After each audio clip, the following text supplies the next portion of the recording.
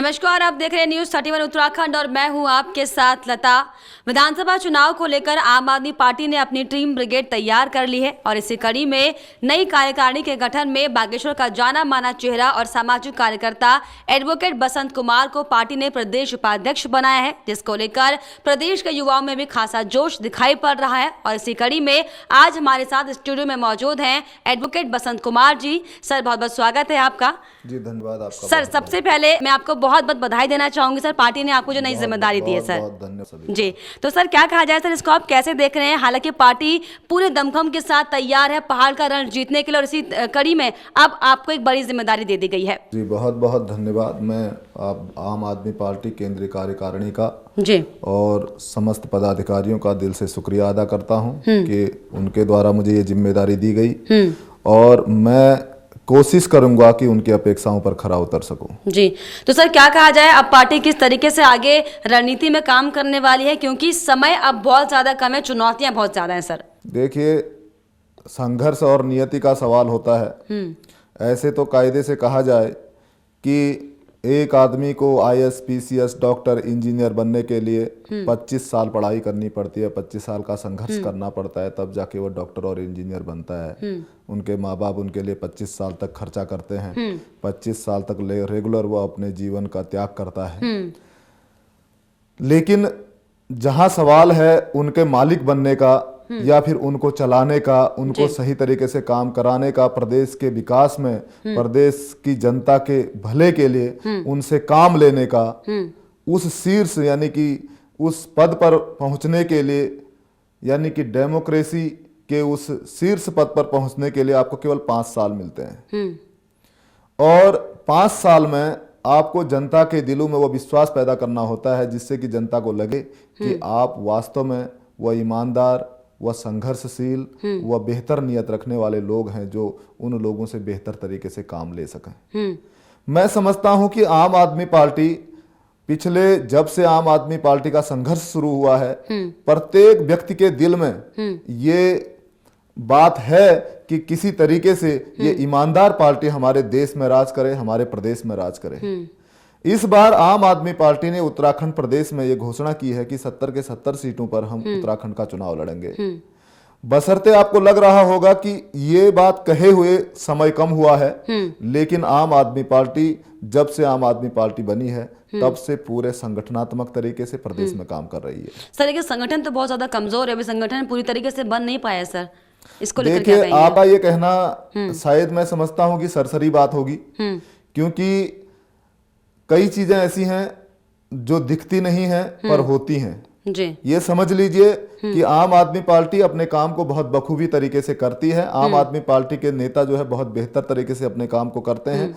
अपने काम का प्रोपेगेंडा करने का आम आदमी पार्टी का कोई औचित्य नहीं रहता है। संगठन का जहां सवाल है, हमारे संगठन बहुत तेज गति से बढ़ रहे हैं और बहुत तेज गति से हमारे संगठनात्मक ढांचा तैयार हो रहा है और बहुत बेहतर तरीके से तैयार हो रहा है। आइडियोलॉजिकली उनको तैयार किया भी जा रहा है बेहतर तरीके से। चलिए सर, जिस तरीके से आपने कहा कि बहुत भरोसे की ये बात है, विश्वास की बात है, जनता का विश्वास आपको जीतना है, पार्टी निरंतर काम करेगी। लेकिन सर, क्या लगता है कि जिस तरीके से आप ये कह रहे हैं कि पार्टी बहुत पुरानी है, अभी अभी प्रदेश में लेकिन आई है, और अगर हम पिछले लोकसभा चुनाव में अगर जाएं सर, तो आम आदमी पार्टी प्रदेश में आई थी लेकिन उतना अच्छा प्रदर्शन नहीं कर पाई थी। तो सर, क्या आपको लगता है कि प्रदेश की जनता एक बार फिर से विधानसभा चुनाव में आम आदमी पार्टी पर भरोसा कर पाएगी, विश्वास जता पाएगी?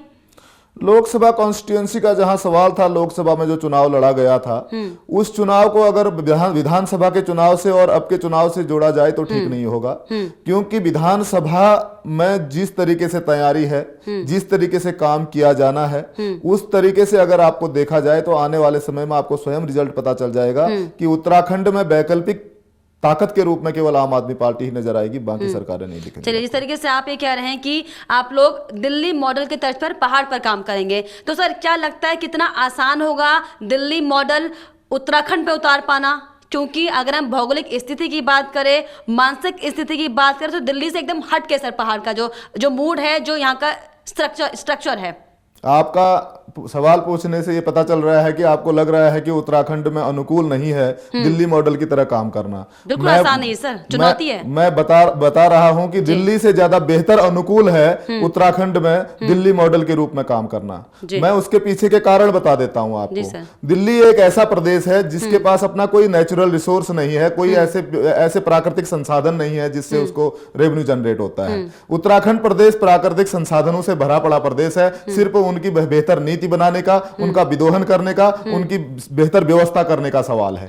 मैं समझता हूं कि दिल्ली के पास अगर जो आप इवन मैं आपको बता दूं कि आप इतना सा उदाहरण ले लीजिए, दिल्ली में हम लोग बिजली फ्री करने की बात करते हैं, दिल्ली में हम लोग बिजली के दाम आधे कर देते हैं, दिल्ली की जनता को हम जो फैसिलिटीज आज की डेट में दे रहे हैं, पानी फ्री कर दी के बिल नहीं, पानी फ्री कर दिया। तो इस तरीके की जो फैसिलिटीज हैं उत्तराखंड प्रदेश को बहुत बेहतर तरीके से दी जा सकती है। इसके पीछे का रीजन ये है कि दिल्ली प्रदेश बाहरी प्रदेशों से बिजली खरीद कर भी इतने कम दामों में बिजली दे सकती है। लेकिन सर उत्तराखंड प्रदेश को ऊर्जा का प्रदेश कहा जाता है, इस बात की आपको जानकारी होगी। यहां उत्तराखंड प्रदेश से बिजली लेकर दिल्ली प्रदेश पे अगर आधे दामों में बिजली दी जा सकती है, तो उत्तराखंड प्रदेश में प्राकृतिक संसाधनों का बहुत सारे लोग इस तरीके से परसेप्शन पैदा करते हैं, ऐसा माहौल पैदा करते हैं कि आप फ्री में क्यों देते हैं। मैं समझता हूं कि सवाल फ्री में देने का नहीं है, फ्री में प्राकृतिक संसाधनों के वितरण का है। एक मनुष्य के जीवन के लिए पानी जरूरी है, एक मनुष्य के जीवन के लिए बिजली जरूरी है। जो मूलभूत आवश्यकताएं हैं, जो हमारे पास प्रकृति से मिलने वाली चीजें हैं, उन पर आने वाले समय में अगर ये हवा पर टैक्स लगा देंगे, ऑक्सीजन पर टैक्स लगा देंगे, फिर क्या करेंगे आप? फिर भी आप यही कहेंगे कि फ्री में नहीं मिल रहा है। मैं समझता हूं कि बिजली, पानी, हवा, जो भी प्राकृतिक संसाधन जो मनुष्य के जीवन के लिए बहुत जरूरी है, वो प्रकृति से मिलने वाली चीजें हमारे लिए मुफ्त होनी चाहिए, और ये काम आम आदमी पार्टी करती है। तो सर क्या कहा, क्या पहाड़ में भी जो मूलभूत सुविधाएं आपने कहा कि जो प्राकृतिक चीजें हैं, जो लोगों की जरूरी जो चीजें हैं, रोजमर्रा की मूलभूत सुविधाएं की अगर हम बात करें, बिजली, पानी, स्वास्थ्य, शिक्षा, तो सर क्या ये माना जाए अगर आम आदमी पार्टी उत्तराखंड में आती है तो क्या प्रदेश में भी सब कुछ फ्री हो जाएगा? निश्चित रूप से सवाल फ्री का भी नहीं है। आप एक चीज को बिल्कुल इस तरीके से मत पकड़िए कि इसका एक माहौल बन जाए कि ये फ्री होने वाला है या फ्री नहीं होने वाला है। सवाल है लोगों की वास्तविक जरूरत क्या है। क्या इंसान को जीने का अधिकार नहीं है? स्वास्थ्य को फ्री करने का जहां सवाल है, मैं समझता हूं कि एक गरीब आदमी की अगर किडनी खराब हो जाए, एक गरीब आदमी का लीवर खराब हो जाए, एक गरीब आदमी का जो साल में 1 लाख रुपए से 1.5 लाख रुपए कमाकर जो अपने परिवार का भरण पोषण करता है, वो हॉस्पिटल में जाकर आप चाहते हैं कि वो एक बीमारी का कम से कम 2 लाख 4 लाख रुपया बिल आ जाएगा, तो वो कैसे पेड करेगा बताइए? कि ये जो व्यवस्था है, सबसे पहले जिंदा रहने का अधिकार, जीने का अधिकार, बेहतर तरीके से जीवन जीने का अधिकार। आप ये बात को बेहतर तरीके से समझिए कि इंसान का दायित्व है कि मानवता को जिंदा रखे, इंसानों को जिंदा रखे। आज अपने इलाज के कारण से कोई व्यक्ति मर जाता है। आपने पिछले बार अखबार में पढ़ा होगा 500 रुपए की दवा न मिल पाने के कारण एक आदमी ने दम तोड़ दिया। क्या यह मानवता के लिए कलंक नहीं है?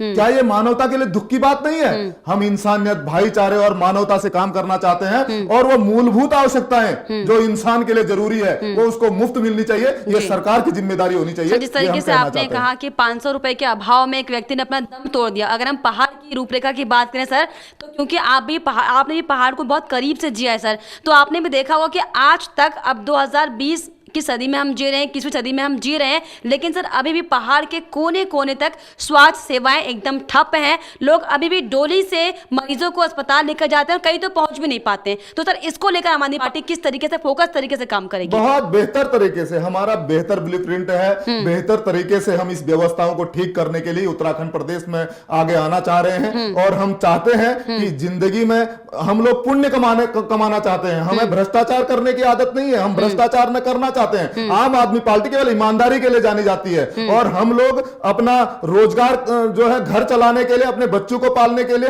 रोजगार दूसरे तरीके से कर लेते हैं। मैं आपको बताऊं, मैं पहला व्यक्ति उत्तराखंड प्रदेश में 2017 में जब चुनाव लड़ा था, मैं एकमात्र व्यक्ति था जिसने यह बोला था कि मैं अपनी सैलरी का भी 1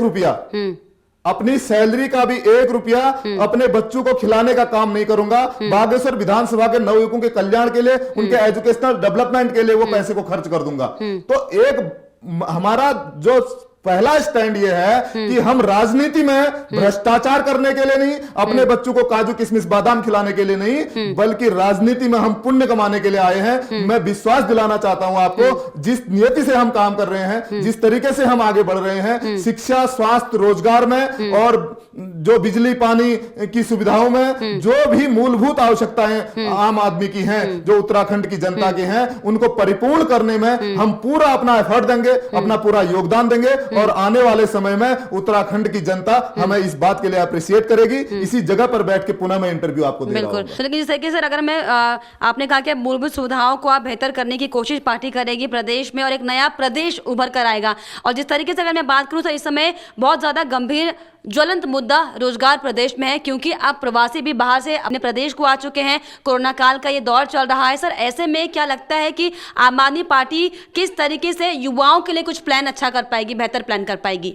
आपको जानकारी है यहाँ पर कितने प्राकृतिक संसाधन हैं जिनसे हम अपने बच्चों को रोजगार दे सकते हैं? हमारे पास बागेश्वर और पिथौरागढ़ डिस्ट्रिक्ट में एक मल्टीपर्पज मिनरल निकलता है। वो मिनरल है टाल्क, जिसे आप सॉफ्ट स्टोन कहते हैं। उसकी बड़ी बड़ी खाने, बहुत सारा, साल का कम से कम 3 लाख से 4 लाख टन माल मटेरियल जाता है। वो मटेरियल केवल कच्चे माल के रूप में दूसरे राज्यों को चले जाता है। और वो मटेरियल कहां कहां इस्तेमाल होता है? सबसे बड़ी सेंचुरी यहां पर जो है पेपर मिल है उत्तराखंड की, आपके लाल कुआं में जी। पेपर मिलों में जो है यहाँ का काफी मटेरियल जो है वो पेपर मिल में चला जाता है।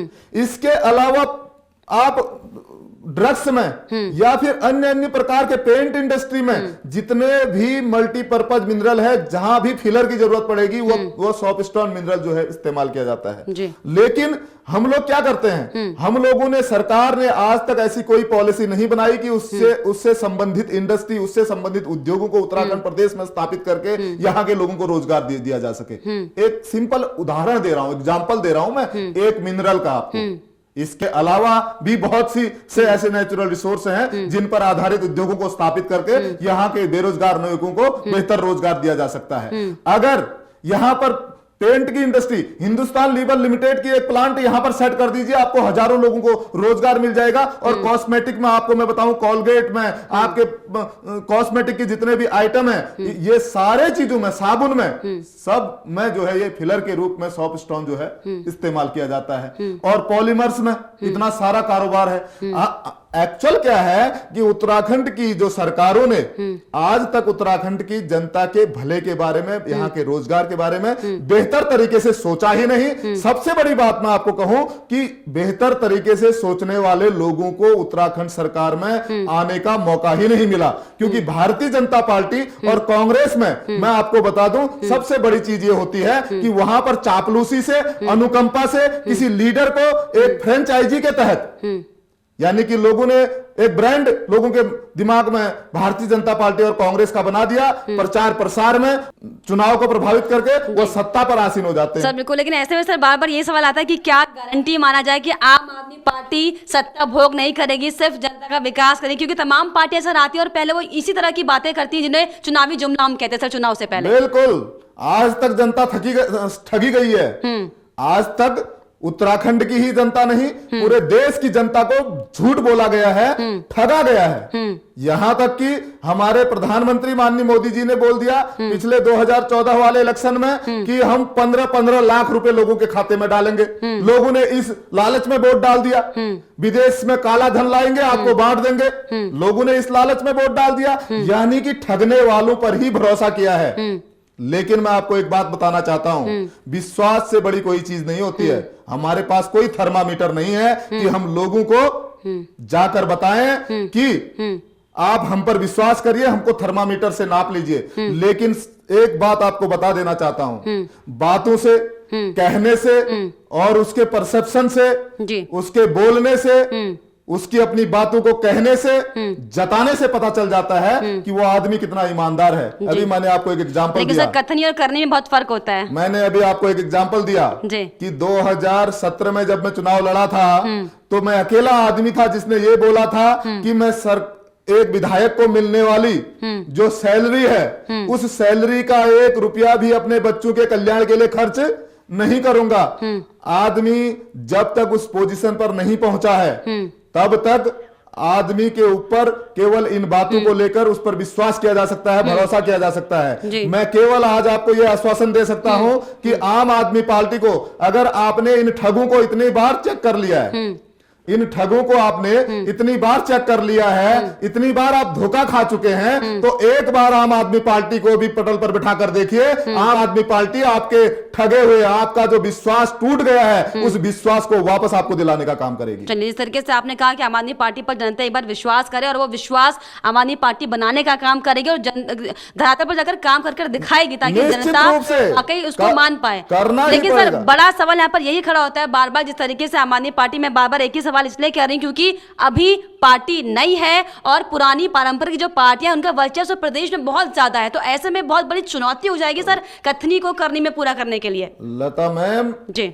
आपको मैं ये बता दूं कि विश्वास करना पड़ेगा। एक व्यक्ति, एक नवयुवक जब अपने लिए लड़की देखने जाता है ना, शादी करने के लिए उसके पिताजी कहते हैं आप शादी कर लीजिए, आप जाके लड़की देखिए, तो वो पहले दिन लड़की को देख के आता है, वो विश्वास उसके ऊपर हो जाता है, देख के आता है, बोला खूबसूरत थी, हाँ ठीक है, पसंद आ गई, बोला हाँ पसंद आ गई। वो एक दूसरे को बहुत बेहतर तरीके से नहीं जानते हैं, उसके बावजूद वो इस बात के लिए हाँ करता है, उसके साथ जीवन गुजारने का संकल्प ले लेता है। इसको विश्वास कहते हैं। ये विश्वास एक भाई की तरह जो भाई पर करता है, एक पति अपने पत्नी पर जो करता है, एक पत्नी अपने पति पर जो करती है, एक पिता अपने पुत्र पर जो करता है, एक रिश्ते में जो विश्वास एक दूसरे पर करते हैं, वही विश्वास को जीतने के लिए, वही विश्वास स्थापित करने के लिए आम आदमी पार्टी एक भाई की तरह, एक पुत्र की तरह, एक स्नेही की तरह, एक भतीजे की तरह, एक रिश्तेदार की तरह वो विश्वास लोगों के दिलों में कायम करने के लिए, उसको स्थापित करने के लिए उत्तराखंड प्रदेश में आया है। और मैं समझता हूं कि आने वाले समय में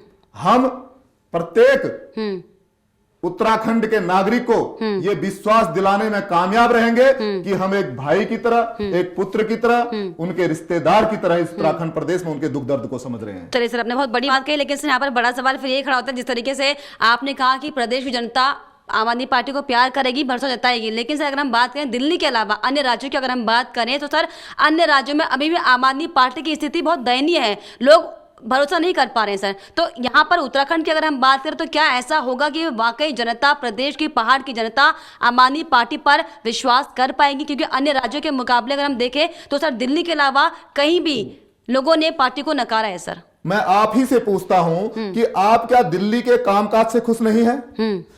हर आदमी से अगर आज हम पूछ रहे हैं कि आप दिल्ली के कामकाज से खुश हैं कि नहीं हैं, दिल्ली प्रदेश में पुनः बहुत बड़े लेवल पर पूरे बहुमत के साथ, पूरी मेजोरिटी के साथ आम आदमी पार्टी को दिल्ली के लोगों ने दोबारा से स्वीकार किया है। और आम आदमी पार्टी ने जो घोषणा कर रखी है वो उत्तराखंड प्रदेश के लिए कर रखी। मैं एक बात और बताना चाहता हूं आपको, प्रत्येक राज्य की सामाजिक परिस्थितियों में फर्क हो सकता है, हमारे राजनीतिक तरीके से काम करने में फर्क हो सकता है, लेकिन मैं आपको बता दूं कि आम आदमी पार्टी जैसे जैसे अपने पांव पसार रही है, आने वाले 5-10 साल के अंदर आपको आम आदमी पार्टी के अलावा बाकी कुछ नहीं दिखेगा। अच्छा, चलिए अगर हम बात करें फिर सीटों की बात करते हैं। इस तरीके से आम आदमी पार्टी ये कह रही है कि 70 के 70 सीटों पर आम आदमी पार्टी चुनाव लड़ेगी और फतह हासिल करेगी। लेकिन सर अगर क्या कहा जाए कि जब आप लोग ये बात कह रहे हैं कि गठबंधन भी आप नहीं करेंगे, तो क्या ऐसी सिचुएशन बन सकती है भविष्य में कि आप लोग बहुमत के आंकड़े के बहुत करीब हो और तब जाकर कोई ऐसी स्थिति बन पाए कि आप गठबंधन के मूड में आ जाए? हालांकि अभी पार्टी मना कर रही है। देखिए, मैं प्रदेश में जो पद रखता हूं, मैं उपाध्यक्ष हूं और मैं अपने दायित्व की बातों को कहने के लिए यहां पर स्वतंत्र हूं।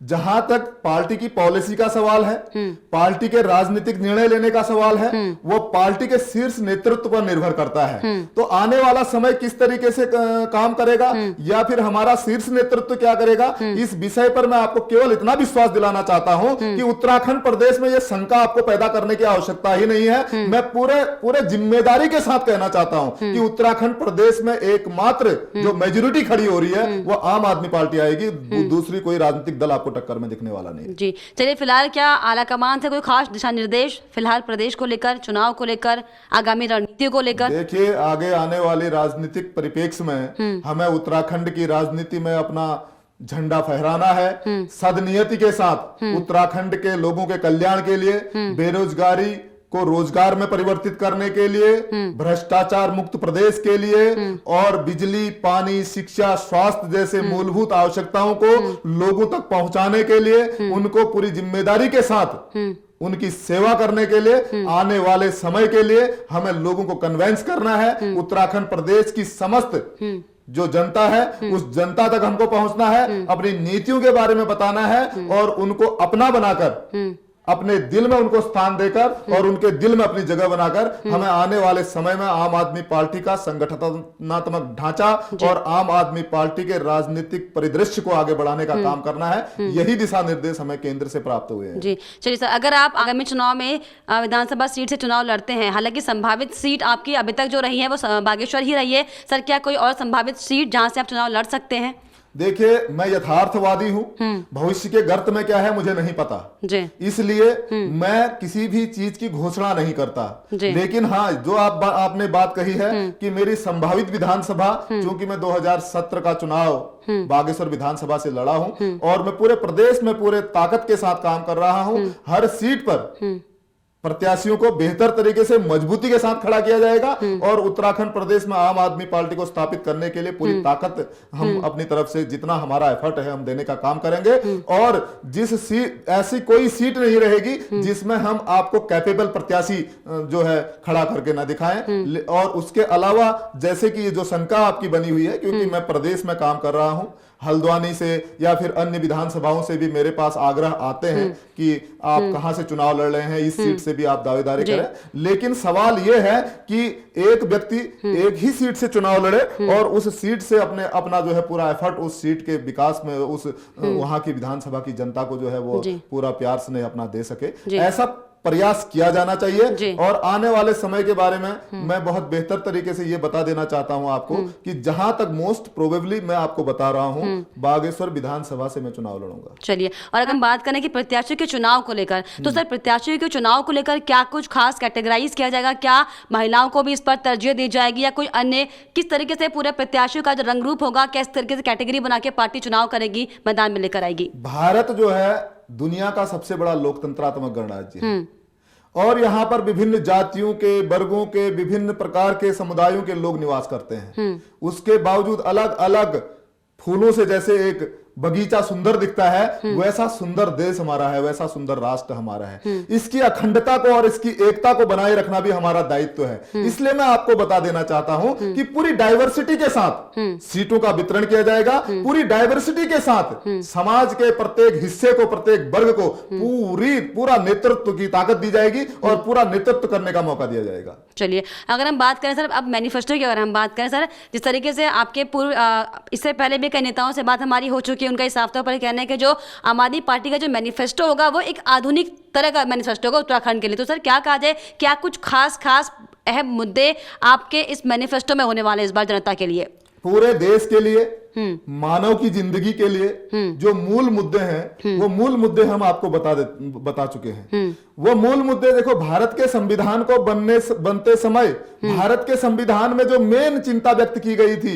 जो उसकी मूल धारणा है, वो मूल धारणा यह है कि समाज की मुख्य धारा से समाज के प्रत्येक व्यक्ति को जोड़ना जरूरी है। वो मुख्य धारा क्या है? रोटी, कपड़ा और मकान प्रत्येक नागरिक को मुहैया होना चाहिए। ये आदमी की मूल आवश्यकताएं हैं। बिजली, पानी, शिक्षा, स्वास्थ्य, ये इंसान की मूल आवश्यकताएं हैं और इन मूल आवश्यकताओं की अपॉर्चुनिटी पूरे रूप में इस प्रदेश की जनता को देने के साथ साथ यहाँ के स्थानीय मुद्दों पर भी हम पूरे तरीके से काम करने का काम करेंगे। आपको जहां तक मैनिफेस्टो का सवाल है, मैनिफेस्टो केवल केंद्रीय लेवल पे जो है वो आपको दिख रहा है, वो पूरे देश की समस्या है, लेकिन स्थानीय लेवल पर अगर देखा जाए तो यहाँ की भौगोलिक परिस्थितियों को देखते हुए क्लस्टर वाइज यहाँ पर अलग अलग परिस्थितियां हो सकती हैं। उन परिस्थितियों को भी उन स्थानीय स्तर पर जो है उन मैनिफेस्टो के साथ ऐड किया जाएगा, उनको स्थान दिया जाएगा और उन पर भी काम करने का पूरा प्रयास किया जाएगा। जिस तरीके से अन्य दलों के लोग भी अब पार्टी में यहाँ पर शामिल होने की बात करें, यहाँ पर चुनाव लड़ने की बात करें, तो सर क्या कहा जाए, पार्टी का मूड इस वक्त क्या कह रहा है? क्या कैरेक्टर पर ध्यान दिया जाएगा या फिर अनुभव को या फिर एक विशेष चेहरे पर खास पार्टी का ध्यान जाएगा? देखिए, केवल चुनाव जीतना अगर मकसद होता तो आम आदमी पार्टी में बहुत सारे ऐसे चेहरे हैं जो आना चाह रहे हैं और हम शायद हो सकता है उनको बहुत जल्दी एंट्री भी दे देते। लेकिन सवाल यह है उसके बैकग्राउंड को देखते हुए, उसके जो चारित्रिक विषयों को देखते हुए बेहतर प्रत्याशियों को आगे लाना, बेहतर नेताओं को आगे लाना, और नेतृत्व में जो अभी नहीं है, अगर वो कैपेबिलिटी रखते हैं, उनके अंदर वो प्रतिभा है, तो उनको नेतृत्व प्रदान करना, ये आम आदमी पार्टी की पहली जिम्मेदारी है।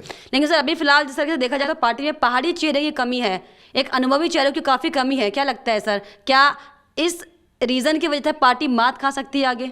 पूरी अपॉर्चुनिटी है, पूरे तलाश किए जा रहे हैं। देखिए, सबसे बड़ी धारणा यह है कि पूरे मौके दिए जाते हैं, पूरे तरीके से लोगों को आगे आने का जो है आग्रह किया जा रहा है। और अभी भौगोलिक परिस्थिति के अनुसार, जैसे आपको मैं बता दूं कि दिल्ली में जो है 1 किलोमीटर का जो रेशियो है जनसंख्या घनत्व का, वो 12,000 व्यक्ति, लगभग 12,000 व्यक्ति प्रति किलोमीटर है। और उत्तराखंड का जो प्रति किलोमीटर जनता का रेशियो है वो 160 व्यक्ति प्रति किलोमीटर का है। तो ये जो जनसंख्या घनत्व का जो मानक है, इसको अगर देखा जाए तो उत्तराखंड प्रदेश में अप्रोच तक पहुंचने के लिए थोड़ा संघर्ष ज्यादा करना पड़ता है। इसलिए हमारे जो लीडर हैं, हमारे जो कार्यकर्ता हैं, हमारे जो काम करने वाले पदाधिकारी हैं, उन लोगों का लगातार जन जन तक पहुंचने का प्रयास चल रहा है। क्योंकि भौगोलिक परिस्थिति ऐसी है पहाड़ों की, इसलिए शायद आपको ये गैप नजर आ रहा है। सर, जिस तरीके से पहाड़ की स्थिति अलग है और नई नवेली पार्टी ये प्रदेश में फिलहाल है, तो सर क्या कहा जाए, किसी तरह की चिंता, किसी तरह का संकोच, शंका? आप नई नवेली कहकर जो है ना, आप बार बार इस बात को फोर्स डाल रहे हो। मैं समझता हूं कि आम आदमी पार्टी चाहे नई हो चाहे पुरानी हो, ये नया और पुराने का सवाल नहीं है, ये सदनियति और सद्भावना का सवाल है।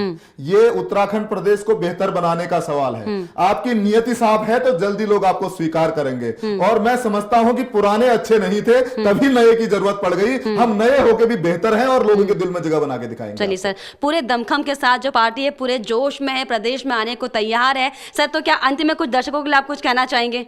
मैं उत्तराखंड प्रदेश की समस्त जनता से मैं अपील करना चाहता हूं कि आप आने वाले समय में उत्तराखंड के बेहतर भविष्य के लिए, उत्तराखंड को बेहतर बनाने के लिए, उत्तराखंड को एक आदर्श प्रदेश बनाने के लिए, दुनिया के नक्शे में उत्तराखंड का नाम ऊपर स्थापित करने के लिए एक सदनियति और सद्भावना, भ्रष्टाचार मुक्त और अच्छी सोच रखने वाली राजनीतिक दल को अपना दल बनाएं। और आप आने वाले समय में आम आदमी पार्टी से अधिक मात्रा में जुड़ें और आम आदमी पार्टी के विचारों को समझें। आने वाले समय में मैं आपको एक सवाल आपका रह गया, मैं उसका जवाब दे देना चाहता हूं जो आपने मुझे पूछा ही नहीं। बहुत सारे पत्रकार आज हमें ये कह रहे हैं कि आम आदमी पार्टी की, जैसे भाजपा या अन्य दलों की जो आइडियोलॉजी है, वो अपनी आइडियोलॉजी पर काम करती है और आम आदमी पार्टी की अपनी कोई आइडियोलॉजी नहीं है। मैं प्रत्येक प्रदेश की समस्त जनता को यह बताना चाहता हूं कि आम आदमी पार्टी से बड़ी आइडियोलॉजी किसी की नहीं है। क्योंकि आम आदमी पार्टी की जो आइडियोलॉजी है